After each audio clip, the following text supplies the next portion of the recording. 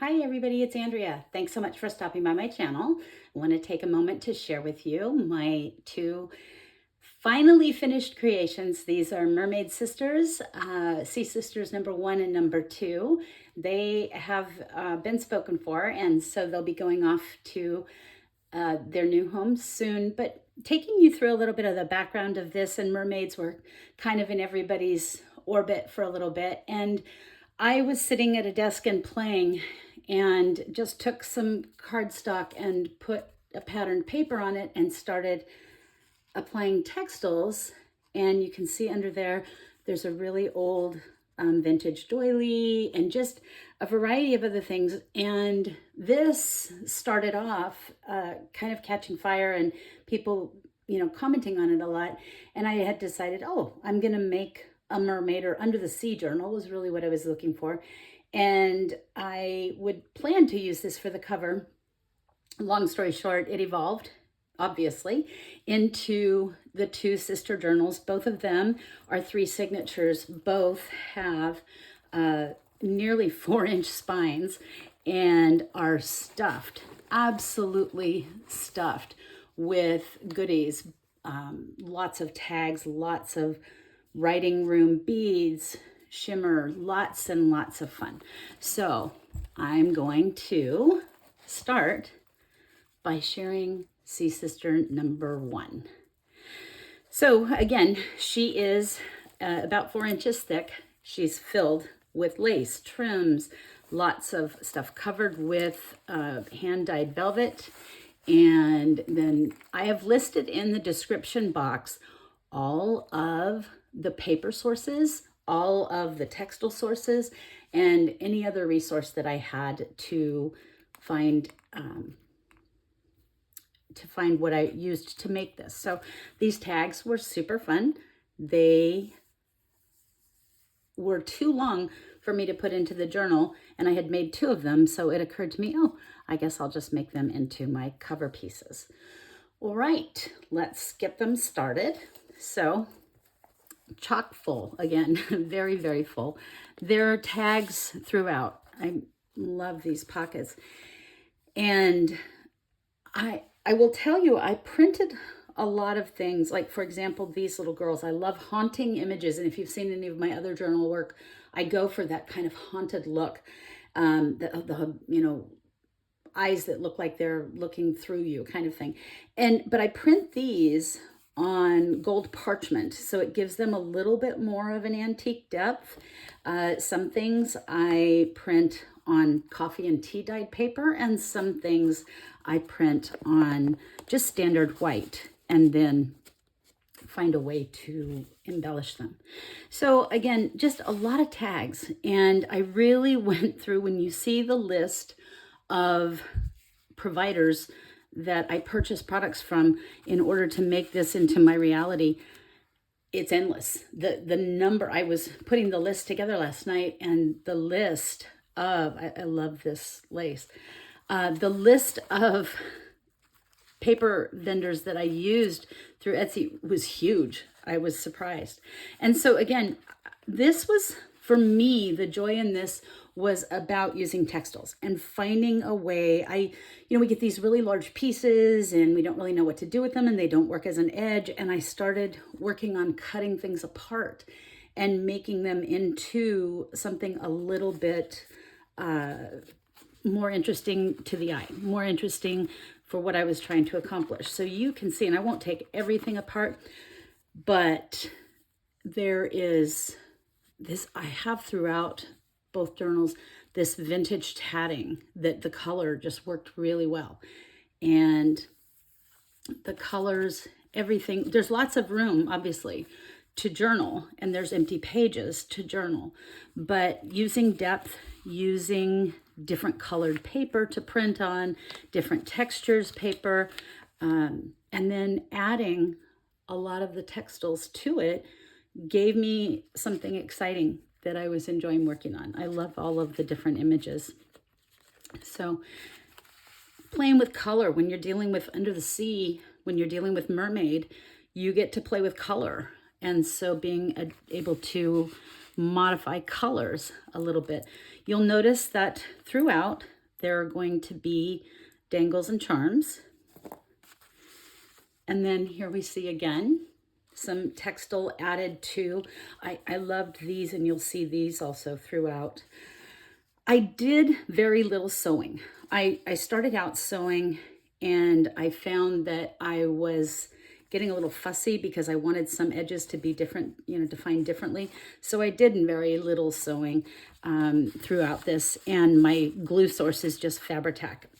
I did use a lot of antique ledger paper and some vintage music paper, and some of the laces I've had for ages, and some, to be honest with you, I can't remember where I got them all over time, but I had so much fun with this.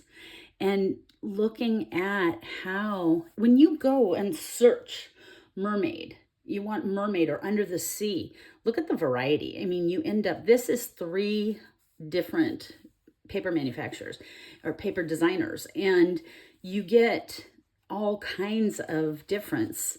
So here is one of those mermaids, and oh my gosh, their eyes. I have a thing about those. I call it haunted eyes, and I don't mean haunted in a spooky way. It's just that forlorn look kind of thing. So I had a lot of fun, obviously, with the different manufacturers, and I took, textiles and then just layered them, played with them. I found a lot of sayings just based on the internet and then printed them on paper. I have, in this section, I have my first center signature bead set. This is, again, it's multiple different journal kit papers, and all of the background paper also. So lots of room to journal, lots of room to add your own treasures to this as well. And again, we have another dangle. Here are 2 of those lovely ladies, and their sisters are smaller. So it has just been fun. And this was a piece of fabric that I had wanted to use for the tie, and it shredded, and I thought, oh, that's kind of fun. So I left it.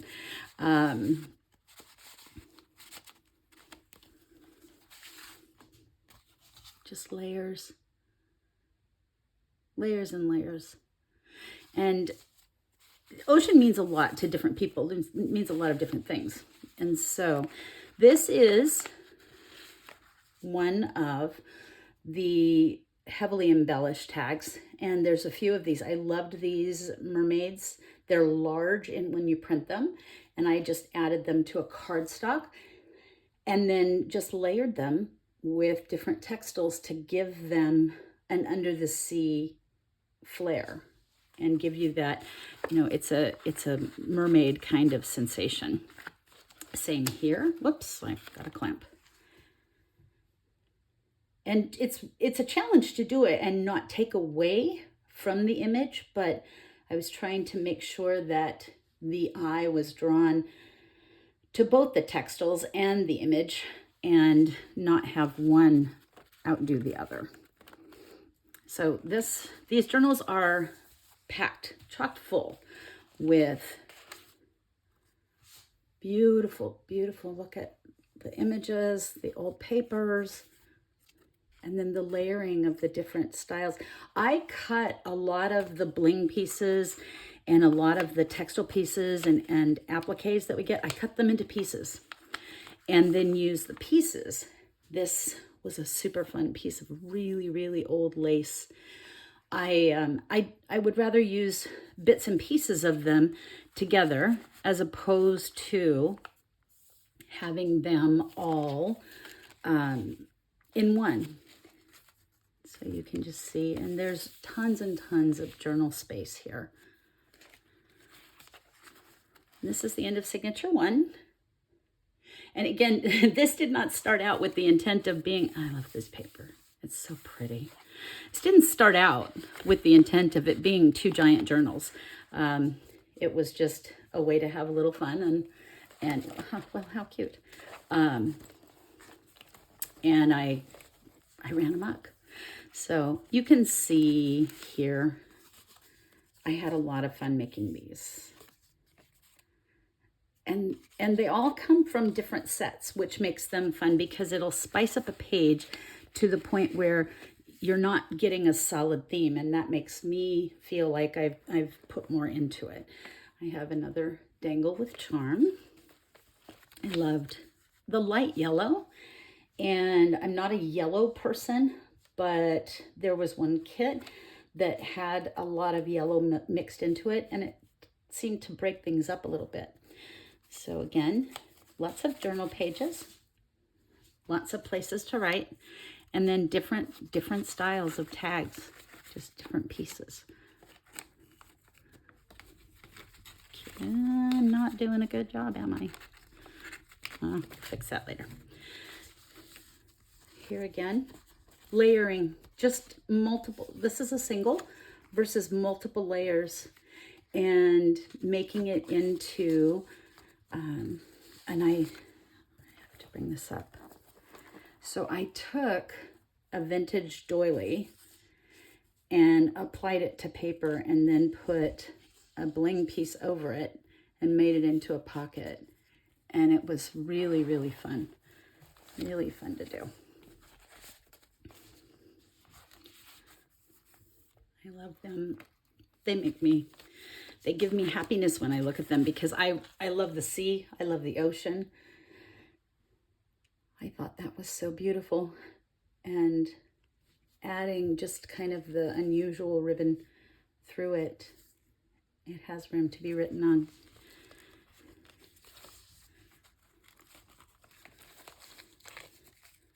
Another for charm and dangles. And a tag with just kind of some amber. So there's lace, and you can't see it, but it's adhered there. And then just kind of adding some goldenrod or deep amber to match the writing. So there was absolutely only one theme, and it was something about the sea or about mermaids. It did not have all whimsy. It was not all mermaid. It was just going to be whatever came to mind. So 2 different images made into tags, nautical themes. These were lovely. I love these. And I know that a lot of times when you put a lot of time and effort into something like this, it seems like it needs to stay with you, but I got the joy of making these, and I had someone reach out when this all got started. And so we had kind of, I want to say, collaborated a little bit, saying, okay, what colors do you like? What kind of stuff? But normally I just need to work freehand, and she gave me that opportunity. So layering textiles, again, the idea is not to take away from the actual image. And I loved throwing the orange in there, kind of bringing out the red in her hair. What's on the other side? Oh, lost my paper clip. It's the end of signature number 2. And I found that I just thought those were so beautiful. So I'll set those aside. Okay, so we're on to signature number 3. And she starts out with these. It was a postcard kit. So I used some of them for pockets, some of them for tags, some of them for images. I have, again, your dangle and charm. And then just different pieces. It was fun. It was a really, really old piece of lace, and then adding new and vibrant colors and using an old image and putting an applique on it. I had a lot of fun. It's interesting because, and that bead button is actually extremely old too. I think 1940s or 1950s. The thing to know about this is it's not just, throw something together for a tag. It's lay this down, lay that down, and see. And then when you end up with something that comes out just the way you like it, you're excited, but maybe you go back. So this did not originally have this applique in the middle of it. It was by itself. And then as I went to insert it, I thought, ugh, it needs something. And so you never have to, you're never stuck. You're never stuck with something plain. It takes something as simple as just a little piece of an applique or a little piece of lace positioned in a corner. It doesn't have to be laid out perfectly, and you can make something very eye-catching that way. So don't feel limited by the corners and the edges and so on. I found these giant mermaid prints and thought they were stunning. So they had to have a spot in here. And again, you can see I played a little bit with sewing, but I really kind of stayed away from it this time.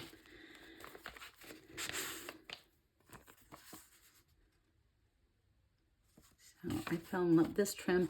I could only get the amount that I could get. It was available, and but this, so I love that pattern, and I'll list the kit that I got it from.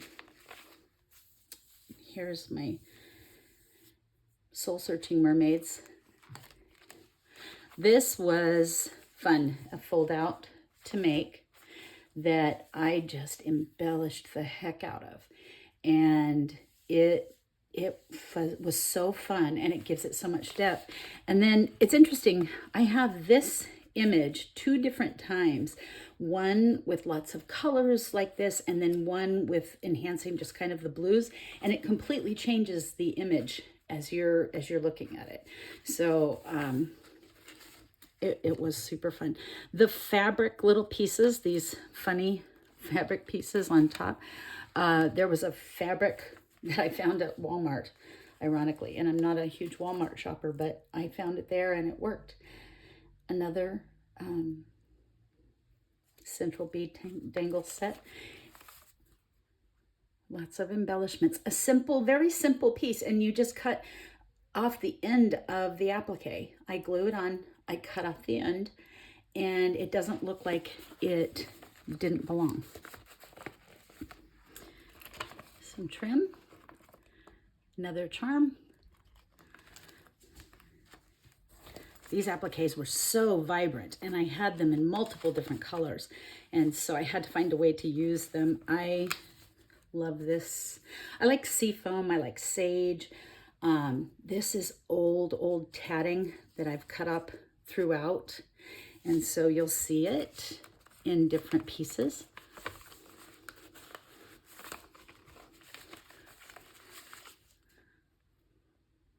Just take your appliques apart, lay them down on a piece of paper and trim them. Don't feel locked in to the shape or structure of an applique.